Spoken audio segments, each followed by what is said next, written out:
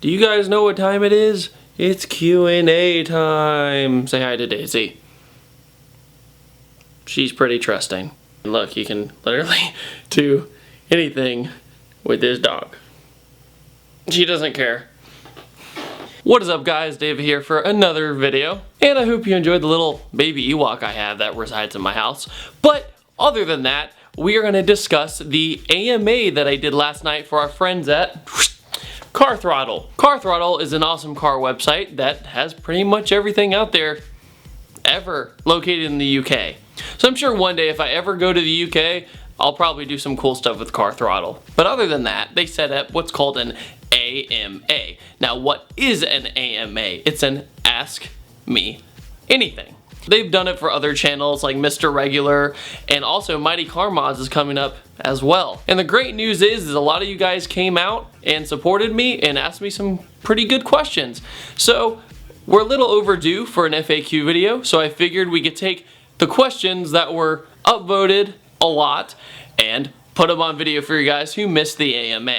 So here we go, FAQ video number 2. Engineering Explained, great YouTube channel, asked, blue is my favorite color. What's a common question that you get via PM? That's the first question. The second one is, what do you think about your videos that draws an audience? 3, what ways have you changed your videos over time as a result from your audience? Well, number 1 most frequent PM/comment ever is, David, why won't you review a Supra? Because this channel is a I take what I can get kind of channel, and Supra owners 40, David 0. I've asked over 40 and nobody has said yes yet. That's why. I think a big part of why people come to my channel and it draws them in is due to I will film pretty much anything from a junkyard build to an R35 GTR or even some exotics. No matter where this channel goes one day, I'm always going to be like that though. If I were to ever start reviewing more exotics, I still would review the underdogs no matter what. Because car culture is a huge culture and you shouldn't stick to just one niche, especially if that's how I'm marketed. It'd be stupid of me to go into this exotic world where not a lot of people get to see and they can't relate to it at all. A huge example is the King Reese Evo video versus my R35 video. I did those at a similar time, but the King Reese Evo video did better. In my opinion, that is because the Evo is a more relatable car to the car world as a whole. There are more middle-class underdogs than there are supercar owners.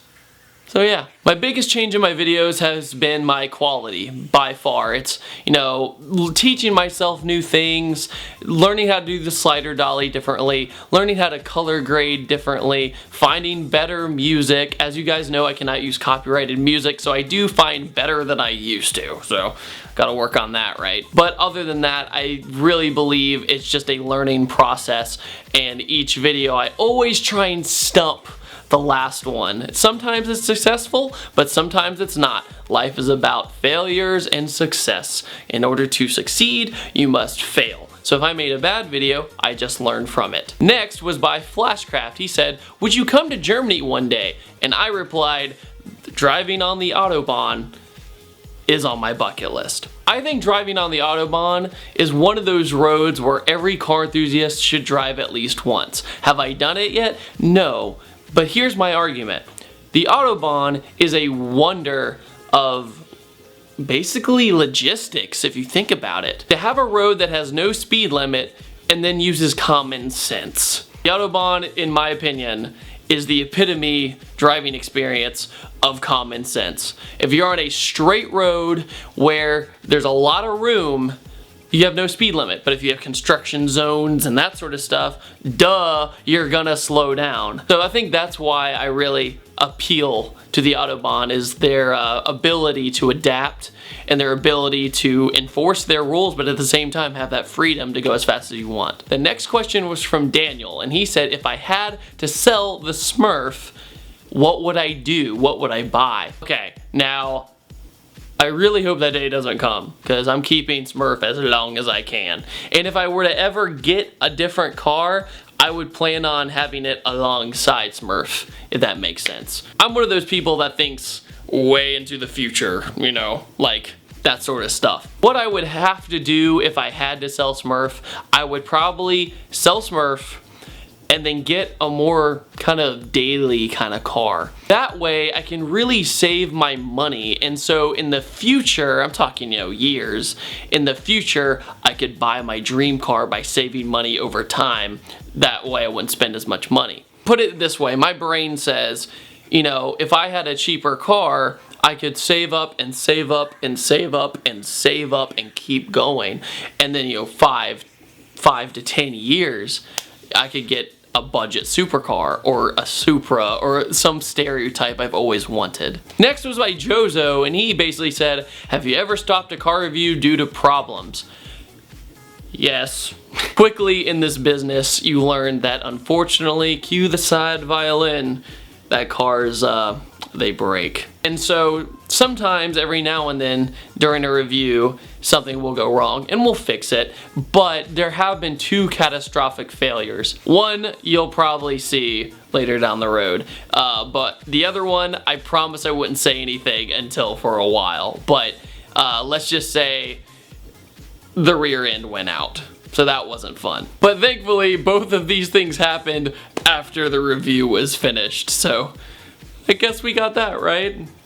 Matt Campbell said, if I had theoretically $10,000 to spend on Smurf, just free reign, what would I do? I said piston, rods, clutch, turbo / Paxton setup, and the tune, of course, that kind of stuff. But that's for now. As I've said before in past vlogs lately, I'm not touching Smurf. My budget is all towards videos this year, 100%, because I am doing more traveling this year, like my Florida trip and that sort of thing. So I gotta be mindful of money and saving it to bring great content to you guys. Jason asks, what happens if you wear red? I'm not even recognized by my friends. I've tried. It doesn't work. People say I look weird. Like, people are so used to seeing me wear blue and being so about it, and people are just like, who's that guy? I've never seen him in my life. And then I get close to them, like, David? When did you get here? Andreas asked, will I ever review a Volvo?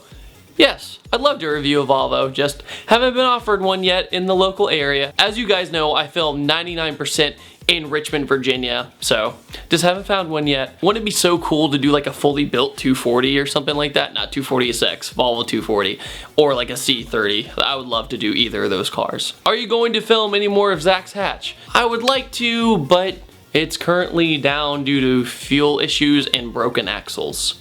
Turbo Hondas, especially hatches, have a horrific reputation for breaking axles. Go to any local drag strip where there are turbo Hondas, you'll see people bring like 4 extra axles with them, a lot.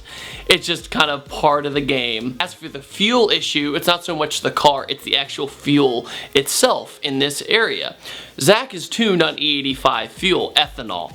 But here, during the wintertime, they downgrade to, I think, E70 or something along those lines, so the car won't run properly. So it's just kind of sitting there.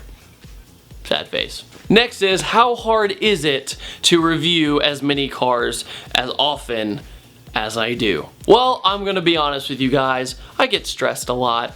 A good way to put it is, the longer my beard is, the more stressed I am. I'm one of those people that wakes up in the morning and goes, I have too much to do. Screw shaving. It's stupid. That was mature. It's kind of a joke, but you get my point. I do as many car reviews as I possibly can. Sticking with my 3 videos a week theory, I can't only do car reviews, of course. But as you guys know, I do videos Monday, Wednesday, and Friday, and I release them at 6 p.m. And the reason I release them at 6 p.m. is that a lot of people here in the US are just getting home from work, they're settled in from school, you know, all that kind of stuff. They're about to eat dinner. It kind of times it right, but to keep up this 3 video a week schedule, it is very tiring. But am I complaining? No. Do I love it? Yes. But you do have to learn how to pace yourself. I fully admit I have gotten sick often due to this career because of stress. And I knew I shouldn't have let it gotten to me as much as it did, because it's not the end of the world if I can't get a video out, you know? For me, it hurts me because I love pushing out as much content for you guys, because you do so much for me. You always share my work and you always support me, so it always sucks, you know? It feels like I'm letting you down, and I don't like doing that. Zach says, hey David, I saw your NASCAR flyby vid. Would you ever consider going to another NASCAR race? I absolutely would consider going to another NASCAR race. NASCAR is one of those things that, I'm sorry if you disagree with me, but if you watch it on TV, it is boring. If you're actually there, the energy is nuts. I also will say I had the privilege of doing the Richard Petty experience when I was 18 years old. And what that is you have a lead driver who's a pro, and then there's you driving a NASCAR. But when you drive the NASCAR, the person in front of you, the pro driver, has two lights. He has a green light and he has a red light. If you get too close to him, he turns a red light on and he goes faster. If you have a green light, then you're too far away from him. And just being in a NASCAR is such an odd experience. You know, it's one of those, am I actually doing this moment? There's no traction control, no really aids, you know, whole 9 yards, all motor of all this horsepower. It's so intense, and that gave me such a new aspect on that sport, because even though, oh, he's doing another left turn, at the same time I was like, I cannot do this for like 500 laps. That would be really tough. Another question was, David, how do you feel about trucks? How do I feel about trucks? I reviewed one, believe it or not. A lot of people missed it since I have so many new subscribers now. It was when I was definitely a younger channel. It was my friend Mike's gargantuan truck. And people asked me what the scariest car I've ever reviewed was.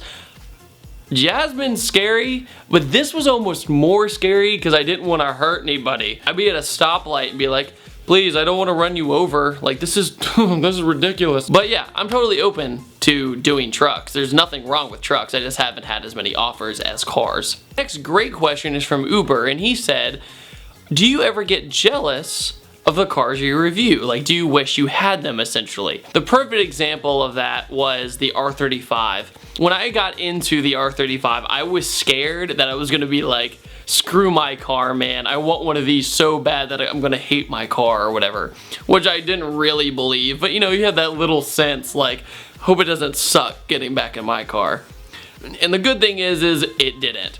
They drove so differently that it was such a different experience that it didn't feel like one was trying to compete with the other. So after I drove the R35 and I hopped in my car, I was just like, oh yeah, I got torque. Torque is fun. Torque feels fast. We're good. Next is, what got you into film? What got me into film is like such a funny story. I had the 2 VHS tape version of the first Jurassic Park, and I probably killed that VHS tape just from watching it so much. But one day I wanted to watch it again, and I picked the wrong tape. I put in the behind the scenes one. As soon as it started, I went, oh man, wrong tape, but then I got drawn in. So I watched how this movie was made and all the hurdles they had to get over to create this technology and what the science was into it and the creation of everything. It fascinated me that you could take something and just make it out of nothing. And that's what I love about film, is you can just go make something like on the fly. I mean, the sky's completely the limit now in filmmaking. I mean, for beginner filmmakers, when they get their computer and their editing software, they think that editing is just, you know, it's this magical thing that just happens. But a computer is a tool, not sorcery, if that makes sense. And last question of this video is, I'm gonna close it out with, what do you think of naysayers? What do you think about people trying to kind of put down car enthusiasts for what they love? Okay, so car guys and gals, you know, there's girls too. We love cars so much that it's kind of hard for us to adapt in like a different environment. For me, I'm the only real hardcore car guy in my family, but they never really resented me for it. They knew I just loved it. But for example, if you go to anywhere where there's not other car people, sometimes you can find yourself talking about cars and nobody else has anything to say and they just go, "You're weird. Why are you so obsessed with that? Ugh. Why are some girls obsessed with makeup? Why are they obsessed with shopping? Why are some guys obsessed with football? Why are some people obsessed with fishing and hunting?" You know, it's all these passions. Cars are the exact same thing. So when somebody talks about fishing and you're not into it, what do? You listen to them because it's what they love and it's manners. A lot of people don't get that with cars since it's such a niche and it's almost like a different language, you know, talking about engines and parts and all these things that you really have to learn over time. People just block it out and be like, "Can we stop talking about cars?" Oh. A lot of the times that discourages people from wanting to be in this culture. But I'm telling you that once you find that element of other people in this culture, then you're gonna be like the happiest dude ever, or girl ever.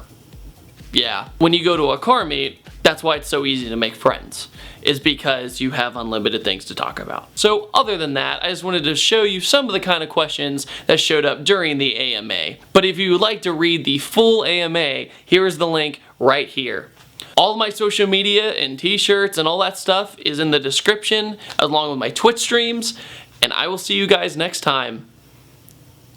Room vlog.